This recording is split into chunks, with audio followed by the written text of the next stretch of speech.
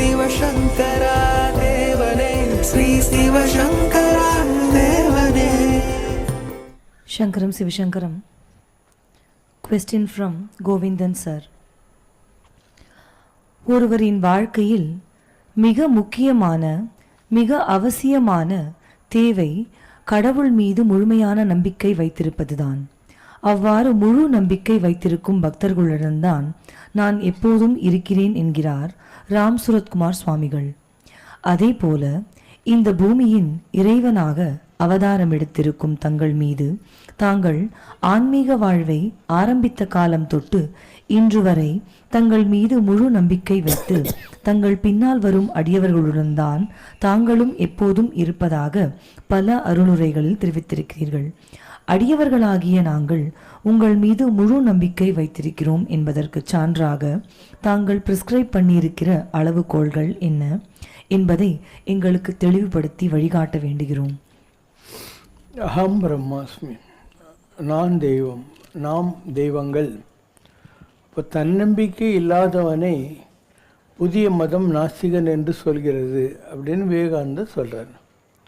இப்போ நீங்கள் உங்கள் மேலே வைக்கிற நம்பிக்கை இருக்கு இல்லையா, செல்ஃப் எஸ்டீம் இல்லை self confidence, that it self is ஆன்மீகம்.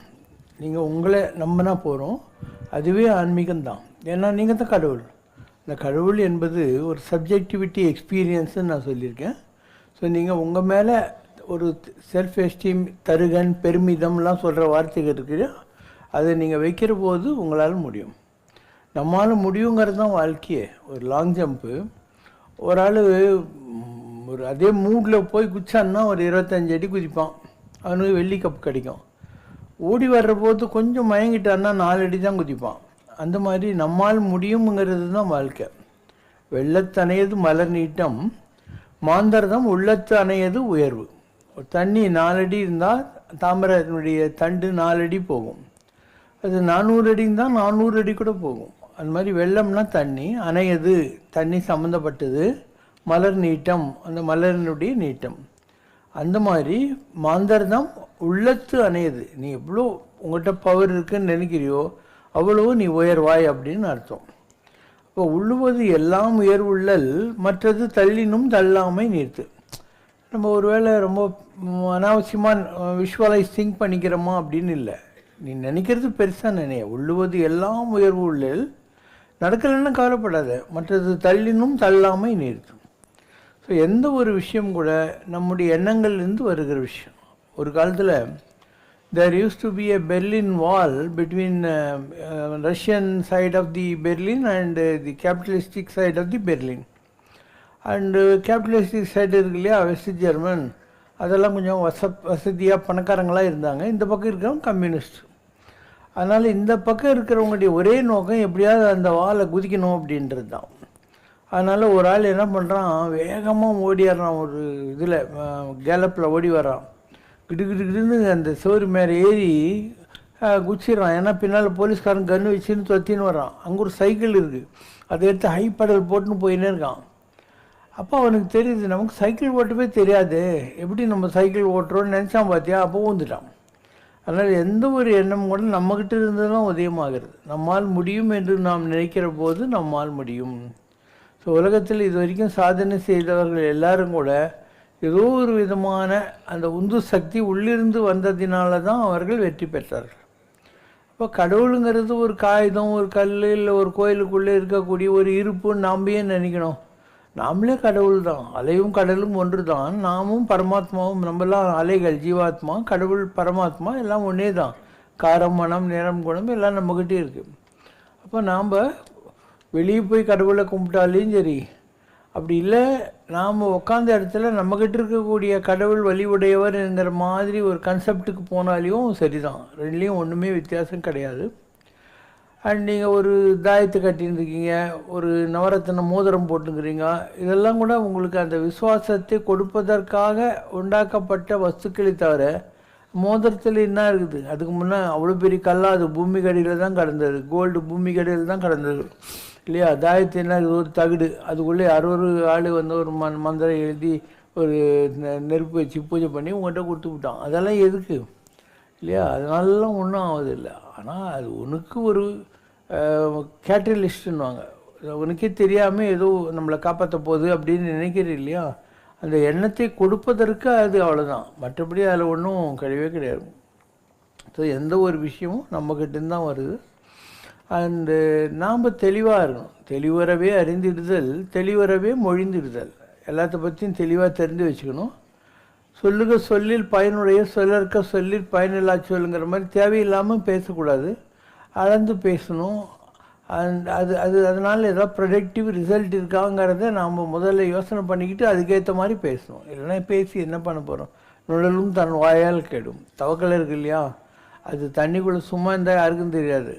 அது டப்புக்கு டப்புக்குன்னு சத்தம் பண்ணுற போது அதை பிடிச்சிடுறாங்க போயிட்டு. அதனால் தவக்கலை எப்படி தன் வாயால் கெடுதோ அந்த மாதிரி இந்த உலகத்தில் இருக்கிற நாம் கூட தேவையில்லாத பொருள்களை பேசி அதனால தான் ஒம்புலலாம் மாட்டிக்கிறோம். பேசுகிறது கம்மியாக பேசினாவே போகிறோம்.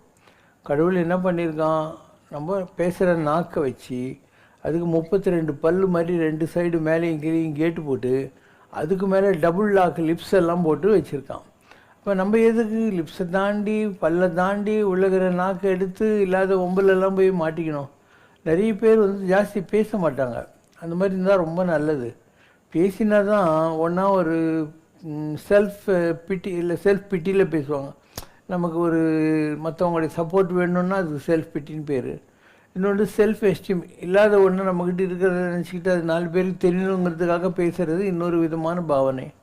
அதனால் பேசாமல் இருந்தாவே ரொம்ப உருப்பட்டுருவோம் வாழ்க்கையில். அளவாக பேசினா போகிறோம். அண்டு இன்னும் சொல்லப்போனால் the interaction with others is not going to take you further. மற்றவங்ககிட்ட நீ பேசினா என்ன ஆகுது? அவன் கவலைக்கே அவனுக்கு நேரம் இல்லை. அவன் நீ புலம்புறதெல்லாம் கேட்டுக்கிட்டு உனக்கு என்ன நாளைக்கு காலையில் பேங்க்லேருந்து எடுத்து 1 கோடி ரூபாய் கொடுத்துட்டு போகிறானா? யாரும் எதுவும் கொடுக்க போகிறதில்ல. இப்போ நம்ம எதுக்கு போய் அங்கே ஏதோ குப்பை தொட்டி மாதிரி அவங்ககிட்ட ஒரு ராயல் டஸ்ட்பின்னுவாங்க, அவங்ககிட்ட நம்ம குப்பையெல்லாம் கொட்டின்னு உட்காந்துக்கணும். அவன் எல்லாம் கேட்பான். கேட்டு ஏதாவது ஒரு லூஸ் மூடில் அவன் எல்லாருக்கிட்டையும் அவன் இந்த ஆள் இப்படி தெரியுமா, இந்த ஆள் இப்படி தெரியுமான்னு உன்னை பற்றி வற்றி வச்சுருவான். ஸோ எதுவுமே தேவையில்லை, சும்மா இரு. ஆனால் கம்முன்னு உட்காந்துது. சொல்லார அப்படின்னா வார்த்தைகளை கம்மியாக பேசு. இதுதான் முருகப்பெருமானே அருணகிரி கொடுத்த உபதேசம். சும்மா இரு, சொல்லற என்றாலுமே அம்மா பொருள் ஒன்றும் அறிந்தில்லேனேன்னு சொல்லக்கூடிய நிலை. அதனால் நம்ம எல்லாரும் கடவுள் தான். நம்ம சம்ரஷ்னால ஒரு பாட்டு இருக்குது. இந்த மாதிரி நான் கடவுள் என்று தமிழ்நாட்டில் யாரோ ஒருத்தர் சொல்லின்னு சுற்றுறாராம். இது கேட்குறவங்க காதில் ஒரு இறைச்சல் மாதிரி கேட்குதுன்னா, இருந்தாலும் நம்மளை போய் கடவுள்னு சொல்கிறாருன்னு சொல்லிக்கிட்டு. ஆனால் ஒரு மான்வேட்டை ஆடிக்கொண்டிருந்த வால்மீகி தான், ரத்னாகரன் தான் ராமாயணத்தை எழுதினான் இல்லையா? இப்படி வரிசையாக ஒவ்வொரு உதாரணத்தையும் சொல்லிட்டு சொல்லுங்கள். வால்மீகி வடமொழியில் வல்லோ நின்று வரலாறு பேசியதா இல்லை எங்கோ, மான் வேட்டையாடியவன் தானே ஒற்றை மகத்தான நொடியினிலே கவிஞன் நானான், கான் வேட்டையாடியவன் கடவுள் காதை காப்பியத்தால் மாமுனிவன் ஆனான் என்றால், ஆன்மீக புரட்சிக்கோர் பாபா என்னும் அருளாளன் வந்தால் ஏன் மிரளுகின்றார்? தாய் தொடவே அஞ்சுகின்ற நோயாளிக்கும் தளிர்கரத்தால் அவன் தடவ நோய்கள் தீரும், தீ தொடவே அஞ்சுகின்ற பாவிகட்கும் தினம் தடவ தீமைகளின் வேர்கள் சாகும், வாய் தடவும் நாக்கை போல் வாஞ்சையாலே வள்ளலிவன் தடவுவதில் பிழை காண்பாரை, நாய் தடவும் நரி தடவும் கேடு கெட்ட நமன் தடவும் முன்னாலே இது நடக்கும், கேள்விகளை காலமெல்லாம் தீட்டி. இப்போ நீங்கள் உங்களுக்கு யாரெல்லாம் வழிகாட்டிகள் அப்படின்னு நினைக்கிறீங்களோ அவங்கள பற்றி கொஞ்சம் யோசனை பண்ணுங்கள். ரமண மகரிஷி ஒரு நான் டிஸ்பியூட்டட் ஸ்பிரிச்சுவல் கைடு. ஆனால் அவருக்கே ஷோல்டரில் கேன்சர் வந்துச்சா இல்லையா? அவரும் தானே கஷ்டப்பட்டார். ராம் சுரத்குமார் சாமி அவருக்கு யூரினரி ட்ராக்கில் ரங்கபாஷன் நர்சிங் ஹோமில் லாஸ்ட் டேஸ் வரைக்கும் அவர் சஃபரிங்கில் தான் போனார். ராமகிருஷ்ண பரமஹம்சர் இல்லையா, எப்பயும் காளியை கட்டிக்கிட்டே உட்கார்ந்துருந்த ஒரு பெரிய மகான். அவருக்கு த்ரோட்டில் கேன்சர் வருது. இப்போ நம்மளாம் என்ன நினைக்கிறோம், ஒரு சாமின்னு இருந்தாக்கா அவர்கிட்ட நம்ம போய் சொல்லிட்டா நமக்கு எந்த ப்ராப்ளமே வராது அப்படின்னு நினைக்கிறீங்க. அப்படிலாம் கிடையவே கிடையாது. உலகத்தில் நீ இது வரைக்கும் எந்த மகான்னு சொல், பரமாச்சாரியார் எல்லாரை விட பெரிய ஆள். அவருக்கு ஒரு கண்ணு தெரியாது, இன்னொரு கண்ணு ஓரளவு தான் தெரியும், ஒரு லங்கு வேலை செய்யாது, கொலைப்பட்டினி இருந்திருந்து அவருக்கு கிரானிக் அல்சரு, சத்துமாவும் திராட்சையும் தான் அவரால் சாப்பிட முடியும், வேறு ஒன்றும் சாப்பிட முடியாது. எந்த ஒரு மகாத்மான்னு எடுத்துக்கோ, எல்லாருமே ஃபிசிக்கலாக வந்து நம்மள மாதிரி தான். இன்னும் சொல்லப்போனால் அவங்கள விட நிறைய பேர் பக்தர்களே நல்லா இருக்காங்க, ஆரோக்கியமாக இருக்காங்க. அதனால் இதெல்லாம் ஒரு அவரவர் அனுபவம் அவர் தம்மை அறிவது. இந்த உலகத்தில் மகானாக இருக்கட்டும் மகனாக இருக்கட்டும் எல்லோரும் எதுக்காக பிறந்திருக்காங்க, வாழ்க்கையில் பல்வேறு அனுபவங்களால் புடம்போடப்பட்ட நிலையில் அவர்கள் ஞானிகள் ஆவார்கள். அவரவர் அனுபவம் அவர் தம்மை அறிவது, அவங்க புரிஞ்சிக்கிறதுக்காகவும் கர்மானா என்னான்னு தெரிஞ்சுக்கிறதுக்காகவும் தான் வாழ்க்கை என்பது. இப்போ கிம்சாரே சம்சாராங்கிறார் ஆதிசங்கரர். இந்த வாழ்க்கையினுடைய லட்சியம் என்ன? பதில் சம்சாரே சாரா. இதில் கிடைக்கக்கூடிய இனிப்பான கசப்பான bitter experiences are the essence of life அப்படிங்கிறது தான் அதனுடைய டெரிவேஷன். அதனால் யாராக இருந்தாலும் அவங்கவுங்க வாழ்க்கையை அவங்க தான் சுமக்கணும், அவங்களுடைய கர்மாவை அவங்க தான் அனுபவிக்கணும். அப்போ இந்த சாமிங்க சாமியாருங்க இதுங்கெல்லாம் எதுக்கு அப்படின்னா, அவங்க உங்களை மாதிரியே கஷ்டப்பட்டு கூட ஒரு எந்த சூழ்நிலையிலும் வேல்யூஸை இழக்காமல் இந்த உலகத்தில் வாழ்கிறாங்க இல்லையா, அந்த குணத்தை அவங்கள பார்த்து நீங்கள் கற்றுக்கலாம் இல்லையா. They never lose hold of their virtues, values and their faith on some supreme energy which you may call as God and the quality called godliness. அதுக்காக அவங்கள நீ பார்க்கணும்.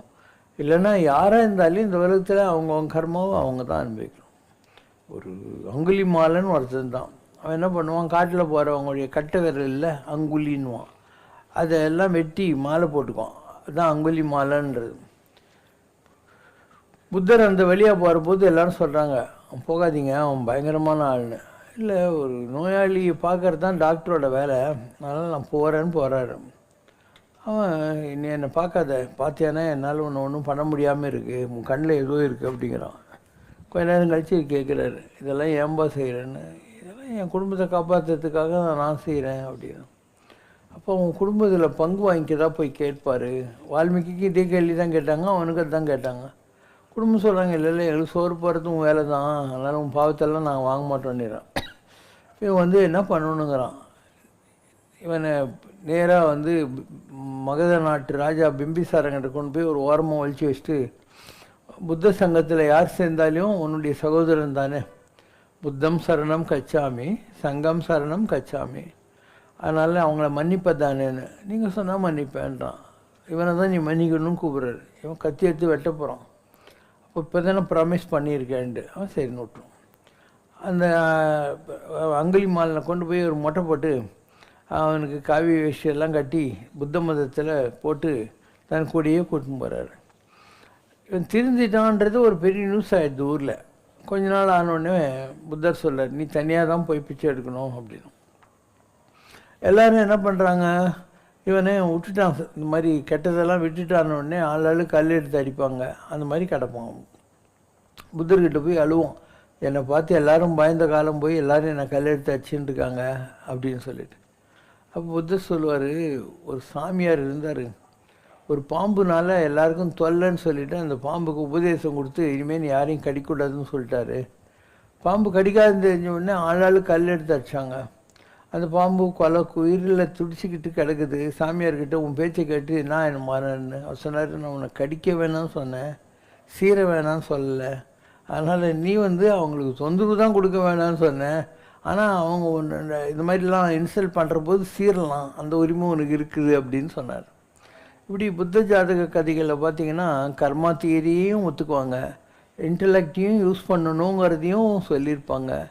இது எல்லாமே உங்களுக்கு எதுக்கு சொல்கிறாங்க, அவங்கவுங்க கர்மாவை அனுபவித்து கழிக்கணும். இப்போது உனக்கு வாந்தி வந்துச்சுன்னா நீ வாந்தி எடுக்கிற, பேதி வந்தால் பேதி எடுக்கிற, தும்மல் வந்தால் தும்மல் எடுக்கிற. உனக்கு பதில் இன்னொருத்தர் வாந்தி எடுக்க முடியுமா, உனக்கு பதில் இன்னொருத்தர் ஏதாவது பண்ண முடியுமா? அவங்கவுங்க கர்மாவை அவங்க தான் அனுபவிக்கணும். ஸோ நிறைய பேர் இந்த இந்த இந்த கர்மா தியரி இருக்கு இல்லையா, அது ரொம்ப பெரிய சப்ஜெக்ட்டு. மக்களுக்கு புரியல. அவங்க என்ன நினைக்கிறாங்க, ஒரு கோயிலுக்கு போய் அர்ச்சனை பண்ணிட்டு ஒரு அபிஷேகம் பண்ணிட்டாவோ, இல்லை ஒரு பரிகார ஹோமம் பண்ணிட்டாவோ, இல்லை ஒரு சாமியார்கிட்ட போய் காலைல வந்து எனக்கு இந்த குறை இருக்குன்னு சொல்லிட்டாவோ நீ எந்த கர்மாவும் வராது அப்படின்னு நினைக்கிறாங்க. அதுவே தப்பு தான். ஏன் யாராக இருந்தாலே அவங்கவுங்க கர்மாவை அவங்க அனுபவித்து கழிக்கணும். அந்த கர்மா அவங்கவுங்க எப்படி கழிச்சாங்கன்றது உனக்கு சொல்லலாம். உனக்கு அமெரிக்கா போனால் எந்த ஃப்ளைட்டில் போகலாம், எங்கே தங்கலாம்னு சொல்கிறதுக்கு ஒரு கைடு இல்லையா, அந்த மாதிரி தான் இந்த சாமியாருங்கெல்லாம் கூட. இந்த ஆன்மீக பயணத்தில் வரக்கூடிய நல்லது கெட்டது அதுக்கெல்லாம் என்னென்ன மாதிரியாக நம்ம ஃபேஸ் பண்ணணும் அப்படின்னு சொல்லி தைரியமாக இரு.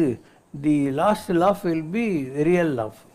இந்த அனுபவங்கள்லாம் உன்னை நல்ல எடுத்து கொண்டு போய் சேர்க்க போது உனக்கு ஒன்றும் ப்ராப்ளம் கிடையாது அப்படின்னு புரிய வைக்கிறதுக்காக அவங்க வாழ்க்கையை அவங்க பயன்படுத்திக்கிறாங்க. எந்த மகானும் எந்த மகானும் அதுவும் பரப்புலேருந்து சாவர வரைக்கும் கஷ்டமே இல்லாமல் இந்த உலகத்தில் வாழ்ந்ததா நீங்கள் பார்த்துருக்கீங்களா? இப்போ நம்மளே எடுத்துக்கோ, எவ்வளோ கஷ்டப்பட்டுருக்கோம் நம்ம. ஸோ ஒரு பெரிய ஆன்மீக இடம் நம்ம யார் வம்புக்கும் போகிறதில்ல, நம்ம எடுத்துக்கிறதுக்கு நெருப்பு வைக்கணும் இல்லை. அந்த மாதிரி ஒரு சுச்சுவேஷன் வர்ற போது எல்லோரும் என்ன நினைப்பாங்க, என்னடா பிரயோஜனம்னு நினைப்பாங்க. பட் நீலாங்கரைக்கு அப்புறம் தானே நம்ம இங்கே கேளம்பாக்கத்துக்கு வந்து இவ்வளோ பெருசாக எல்லாம் பண்ணோம், இவ்வளோ கோயில்கள் எல்லாத்தையும் அப்புறம் தானே காட்டணும். அதனால் அடுத்தடி வரும். நெக்ஸ்ட் ஸ்டேஜ் வர்ற போது உனக்கு புரியும். You have to wait for the next step. அதனால தான் பால்னிமன் சொல்லுவான், lead kindly light lead thou me on amid the encircling gloom lead thou me on சொல்லிட்டு 8 1 ஸ்டெப் இனஃப் ஃபார்மி அப்படின்வான். அடுத்த அடிக்கான வெளிச்சத்தை கொடு அப்படின்வான். அதனால் நாம் அடியடியாக தான் போக முடியும். ஸ்டெப் பை ஸ்டெப் தான் வாழ்க்கையை புரிஞ்சிக்க முடியும். எடுத்த உடனே ஒரு டைப் வச்சு காய்ச்சலை கொடுத்து இந்த தீசிஸ்லாம் சொன்னால் அது வாழ்க்கையே கிடையாது. ஒவ்வொருத்தருடைய வாழ்க்கை ஒரு மாதிரி இருக்கும். அதே மாதிரி ஒவ்வொருத்தருடைய போர்ட்ஃபோலியோன்றோம். டாக்டர், வக்கீல், டீச்சர், என்ஜினியர், இந்த மாதிரி உலகத்தில் எத்தனை விதமான பேர் எத்தனை விதமான போர்ட்ஃபோலியோஸ் எல்லாம் பண்ணுறாங்க. கல்யாணம் ஆனவங்க, கல்யாணம் ஆகாதவங்க, குழந்தை இருக்கிறவங்க, குழந்தை இல்லாதவங்க, குழந்தைங்களால் நல்லா இருக்கிறவங்க, குழந்தைகளால் கஷ்டப்படுறவங்க இல்லையா. நீ நல்ல ஸ்டாஃபாக இருப்பேன், உன் பாஸ் வந்து அயோக்கியனாக இருப்பான். நீ சோம்பேறியாக இருப்போம், உனக்கு நல்ல பாஸ் கிடச்சிருப்பான். அதனால் எதுவும் ஒன்றும் இந்த உலகத்தில் ஒரு டெரிவேஷனுக்குள்ளே கொண்டு வர முடியாது. அதனால் அவரவர் இறையவர் குறைவிலர் இறையவர். கடவுள்னு ஒருத்தர் இருக்கான், ஒவ்வொருத்தருக்குள்ளேயும் அதே கடவுள் தான் இருக்கான். அவங்ககிட்ட எந்த குறையும் இல்லை. குறையொன்றும் இல்லாத கோவிந்தா தான். அவரவர் அனுபவம் அவர் தம்மை அறிவது. உன் வாழ்க்கையில் நடக்கிற எல்லா அனுபவங்களும் உன்னை நீ புரிஞ்சுக்கிறதுக்காகவும் இந்த உலகத்தை நீ புரிஞ்சுக்கிறதுக்காகவும் உண்டாக்கப்பட்ட அனுபவங்கள். இரவு நேரத்தை தமோகுணத்தின் அதாவது மந்த நிலையின் அடையாளமாக சனாதன தர்மம் கருதுகிறது. ஆனால் சைவம் மகாசிவராத்திரி என்ற ஒரு இரவையும் வைணவம் வைகுண்ட ஏகாதசி என்ற மற்றொரு இரவையும் மிகவும் புனிதத்துவம் வாய்ந்ததாக கருதுவதற்கு காரணங்கள் என்ன? காலக்கணக்கின்படி மகாசிவராத்திரி மாசி மாதம் வருவதால் அது தேவர்களின் உலகிலும் இரவுதான் என்றும், வைகுண்ட ஏகாதசி மார்கழி மாதம் வருவதால் அது தேவர்கள் உலகில் அதிகாலை பொழுது என்றும் கூறப்படுகிறது. அப்படியானால் இந்த 2 புனித இரவுகளும் தேவர்கள் உலகத்திலும் இதே அளவு விமர்சையாக அனுஷ்டிக்கப்படுகின்றனவா? உலகத்தில் இரவும் இல்லை பகலும் இல்லை. இப்போ நீங்கள் இரவுன்னு நினச்சிருக்கிறீங்க. இந்த நேரத்தில் அமெரிக்காவில் ஃபோன் போட்டு கேட்டுப்பார், 10 மணி நேரம் கேப் இருக்குது நம்மளுக்கும் அவங்களுக்கும். இப்போ அங்கே மார்னிங் டைம். அதனால் இரவு இல்லை பகல் எல்லாம் ஒன்றும் கிடையாது. இது நார்மலாக இவங்க வைக்கிறதுக்கு காரணம், இப்போ சிவனன்னாக்கா பிரதோஷம்னு சொல்லுவாங்க. அந்த மாதிரி மாதம் ஒரு பிரதேசம் வந்துக்கிட்டு இருக்கு இல்லையா, அதெல்லாம் மாத சிவராத்திரின்னு சொல்லுவாங்க. இந்த மாசி மாதம் வருது இல்லையா, அது வருஷத்துக்கு ஒருக்கா வர்றதுனால அதான் மகாசிவராத்திரின்னு சொல்லுவாங்க. இப்படி ஒவ்வொரு கடவுளுக்கும் வைகுண்ட ஏகாதசின்னு மாதம் ஏகாதசி வந்துன்னு தான் இருக்கும். அந்த குறிப்பிட்ட மாதத்தில் வர்றதை வைகுண்ட ஏகாதசிங்கிற அர்த்தத்தில் சொல்லுவாங்க. நீங்கள் கொண்டாடலனாலையும் இந்த நாள் கிழமை நவமி தசமி அஷ்டமி இதெல்லாம் இருந்துன்னு தான் இருக்கும். அண்டு இதில் இப்போ எதுக்காக சொல்கிறாங்கன்னா, நம்மக்கிட்ட புராணத்தில் கதைங்கள்லாம் இருக்குது. ராமர் நவமியில் வந்தார், கிருஷ்ணர் அஷ்டமியில் வந்தார், இந்த மாதிரி காரியங்கள் எது இருக்கும். அதனால் அதை அவங்கள ஞாபகம் வச்சுக்கிறதுக்காக இந்த மாதிரி செய்யுங்க அப்படின்னு. தேவர்களும் அசுரர்களும் பார்க்கடலில் கடைஞ்சாங்க. பார்க்கடலில் கடைஞ்ச போது அதில் மகாலட்சுமி ஒத்த குதிரை, ஒத்த கொம்பு குதிரை, ஊதுரை இந்த மாதிரி எல்லாம் வந்தபோது எனக்கு எல்லாம் எடுத்துக்கினானுங்க. உலகத்தையும் அழிக்கக்கூடிய ஆழகால விஷம் வந்தபோது எல்லாரும் ஓடிவிட்டானுங்க. அப்போ சிவபெருமான் என்ன பண்ணார், சரி இந்த உலகத்தை நான் காப்பாற்றுறேன்னு சொல்லி எல்லாருமே ஒதுக்கினா அந்த விஷத்தை ஆழகாலம்னுவாங்க, அதை அவர் குடித்தார். பெயக்கண்டு நஞ்சு உண்டு அமைவர் நயத்தக்க நாகரிகம் வேண்டுபவர். மற்றவங்க நல்லா இருக்கணுங்கிறதுக்காக தான் விஷத்தை எடுத்துக்கிறதுக்கு பெரிய நாகரிகம்னு பேர். ஸோ நார்மலாக ஒரு ஆள் விஷத்தினால் பாதிக்கப்பட்டிருந்தான்னா அது அந்த விஷத்தினுடைய பாதிப்புக்கு அவங்க தூங்கக்கூடாது, நைட்டெல்லாம் முழிச்சின்னு உட்காந்து இருக்கணும். அதனால நாம் சிவபெருமான் நமக்காக விஷம் குடித்தார் அப்படிங்கிறதுக்காக ஒரு மாரல் சப்போர்ட்டுக்கு நாம் எல்லாம் உட்காந்துக்கின்னு இருக்கோம் இல்லையா. அதாவது பாம்பு விஷம் பரவாமல் இருக்குன்னா தூங்கக்கூடாது. அதுக்காக இதெல்லாம் விஞ்ஞானபூர்வமாக கண்டுபிடிக்கப்பட்ட இதுங்க. நான் தான் சொல்கிறேன், உலகத்தில் 2வது கடவுள் கிடையாது. நாம் யாரை வேணாலையும் கடவுள்னு ஒத்துக்கலாம். நமக்கு அவங்க மேலே ஒரு மரியாதை இருந்தால், அவங்களால நமக்கு ஏதாவது நல்லது நடந்ததுன்னா நம்மளை பொறுத்து மாத்திரம் அவங்க கடவுள். நீங்களே உலகியல் சமயத்தில் யாரோ ஒருத்தர் வேலை வாங்கி கொடுத்தாரு, ஏதோ ஹெல்ப் பண்ணாருன்னா அவர் எங்கள் குடும்பத்துக்கு கடவுள் மாதிரிங்க அப்படின்னு சொல்கிறீங்க இல்லையா, அவ்வளோதான். கடவுள் மாதிரி தான். கடவுள்ன்றது ஒரே ஒரு ஆள் தான். ஏகன் அநேகன், ஏக் அநேக். ஒரு நாமும் ஒரு உருவமில்லா இருக்கு, 1000 திருநாமும் பாடினாம் தெல்லேனம் கொட்டாமும். ஸோ உலகத்தில் கடவுள்ன்றது ஒன்றே ஒன்று தான், ஒரே ஒரு எலக்ட்ரிசிட்டி தான். நான் 100 தடவை சொல்லிட்டேன். அதுதான் மைக்கு, அதுதான் பல்பு, அதுதான் ஹீட்ரு, அதுதான் ஃப்ரிட்ஜு, அதுதான் ஏசி எல்லாம். 2வது கடவுள் இல்லை. இப்போ இவங்கெல்லாம் யார் யான்ற நீயே தெரிஞ்சிருக்க. மலையத்வஜன் மகளாக பிறந்தாள் அப்படிங்கிற. மலையத்வஜன்றவன் ஒரு ராஜா தானே. அவனுக்கு ஒரு அப்பங்காரன் ஒருத்தர் இருப்பான், தட்சன்.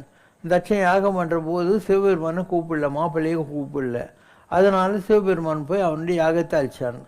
இதெல்லாம் யார் செய்கிறாங்க? ஹியூமன் லெவலில் அந்த ஆளுங்க இருந்தாங்க இல்லையா, மகன், அப்பங்காரன், மாமனார்காரன், அவங்க இதெல்லாம் செய்கிறாங்க.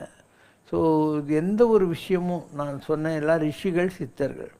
இப்போ குருவாயூரப்பன்னு சொல்கிறோம், அப்புறம் திருவனந்தபுரத்தில் அனந்த பத்மநாபன்னு சொல்கிறோம், அப்புறம் திருவிக்கர அவதாரம் எடுத்து பலி சக்கரவர்த்திக்கிட்ட 3 அடி நிலம் கேட்ட ஒரு குள்ள பையன் இல்லையா, வாமன அவதாரம் எடுத்து வந்தவன்னு சொல்கிறோம். இந்த 3மே அகஸ்திய ரிஷி. கடவுள் எதுவுமே கிடையாது. அகஸ்தியர் தான் இந்த குள்ள பையனா குறுமுனியாக வந்தது.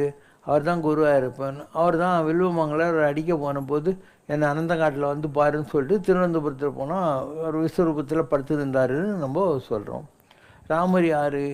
இவங்க யாகம் வளர்த்து அந்த பாயச பிரசாதத்தை கொடுத்தாங்க கௌசலைக்கும் கைகேயிக்கும் சுமித்திராக்கும். அதில் வந்தவங்க தான் ராமலட்சுமி பரதசர்னு. கிருஷ்ணர் யார்? ஜெயிலில் தேவகிக்கும் வசுதேவருக்கும் பிறந்து யசோதையினால் வளர்க்கப்பட்டு ஈவன் பூதனியினால் பால் கொடுக்கப்பட்ட ஒரு மனித குழந்தை. யார் வேணால் எடுத்துக்கோ. ராகவேந்தர் இங்கே தான் புவனகிரியில் பிறந்தார். பரமச்சேரன் நம்ம தமிழ்நாட்டில் தான் பிறந்தார். சாய்பாபா ஹைதராபாத்தில் பிராமண குடும்பத்தில் பிறந்து முஸ்லீம் பக்ரியினால் வளர்க்கப்பட்டவர். இப்படி இந்த உலகத்தில் நீ யாரையெல்லாம் இன்றைக்கி ஒரு இம்பார்ட்டன்ஸ் கொடுத்து பார்க்குறீங்க, எல்லாம் உன்ன மாதிரி என்ன மாதிரி இந்த உலகத்தில் வந்தவங்க தான். ஸோ யாருமே ஆகாசிலேருந்து குதிக்கிற ஒரு இது கிடையாது. கடவுள் என்பவன் ஒளி வடிவானவன். இந்த உலகத்தில் இருக்கிற எல்லா வெளிச்சமும் கடவுள், காற்றெல்லாம் கடவுள், நீரெல்லாம் கடவுள், நெருப்பெல்லாம் கடவுள். அதான் பஞ்சபூதங்கள் சொல்கிறது. ஆகாசம், காற்று, நீர், நெருப்பு, பூமி, இந்த 5ம் கடவுள் அப்படின்னு வச்சுக்கோம், பஞ்சபூதங்கள் அப்படின்னு. பாரிடை 5ஆய் பறந்தாய் போற்றி, உலகத்தில் 5ஆக பரவி இருக்கக்கூடிய இறைவனே அப்படின்னு அர்த்தம். அதனால் நீ எந்த ஒரு கடவுள், இயேசு ஆகட்டும், முகமது நபி ஆகட்டும், மோசஸ் ஆகட்டும். மோசஸ் யார்? ஒரு கரோன் பிரின்ஸ். அவங்க மாமாக்காரன் அந்த ஆளை துவச்சி விட்றான். ஒரு பாலைவனத்தில் அப்படியே தேக்கி போகிறாரு கஷ்டப்பட்டு. அங்கே கிணத்துல தண்ணி சேர்ந்துன்னு இருந்தால் ஒரு கீழ் ஜாதி பொம்பளை அவருக்கு தண்ணி கொடுக்குறான். அங்கேயே செட்டில் ஆகிறாரு. அவ கூட கொஞ்ச நாள் இருக்கார். அதுக்கப்புறம் ஒரு நாள் மலை மேலே தியானம் பண்ணுறதுக்கு போகிறாரு. அப்போது கல்வெட்டில் 10 கமாண்ட்மெண்ட்ஸ் இருக்குது, இதெல்லாம் செய்யணும், இதெல்லாம் செய்யக்கூடாதுன்னு. ஸோ அந்த 10 கமாண்ட்மெண்ட்ஸ் அவருக்கு உபதேசம் ஆன உடனே திருப்பி தன் நாட்டுக்கு வரணுங்கிறார். பாலைவனத்தில் தேக்கி போனவர் அங்கேருந்து வர்ற போது கடல் இல்லையா, அது வழி விடுது அவங்களுக்கு. அது வழியாக தனக்கு வேண்டியவங்களெல்லாம் கூட்டின்னு வர்றாரு. அப்போ அவருடைய பழைய காதலி ஒருத்தி இருப்பான் இதில் ஈஜிப்டில். புது கல்யாணம் பண்ணிக்கின்னு வந்திருக்கிற பொண்ணு. இந்த 2 பேரும் சந்திப்பாங்க. அப்போ 2 பேரும் பேசிக்குவாங்க. அவருடைய 2 பொண்டாட்டின்னு வச்சுக்கோயேன். ஒருத்தி சொல்லுவா, you last time when you went in search of God, I last time when he got Godன்னுவான்.